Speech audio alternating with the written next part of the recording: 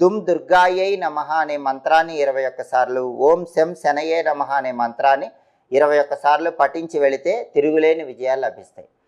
సూర్యోదయానికి ఈరోజు అమావాస్య ఉంది కాబట్టి, అమావాస్య మంగళవారంతో కలిసి వచ్చింది కాబట్టి దీన్ని భౌమ అమావాస్య అంటారు. అందుకని దుమ్ దుర్గాయై నమః ఈ మంత్రం 21 సార్లు చదువుకోవాలి. అలాగే వైశాఖ అమావాస్య శనైశ్చర జయంతిగా కూడా మనం జరుపుకుంటాం. శని భగవానుడి పుట్టినరోజు కాబట్టి ఓం శం శనైశ్చరాయ నమః ఈ మంత్రాన్ని పఠించినా కూడా విశేషంగా తిరుగులేని విజయాలు లభిస్తాయి. ఈ మంత్రాన్ని పఠిస్తూ కార్యనిమిత్తమై వెళితే వృత్తి, ఉద్యోగ, వ్యాపార రంగాల్లో అద్భుతమైన శుభ ఫలితాలు అందిపుచ్చుకోవచ్చు. దుమ్ దుర్గాయే నమః, ఓం శం శనయే నమః ఈ 2 మంత్రాలు విశేషమైన శుభ ఫలితాలను కలిగింపజేస్తాయి.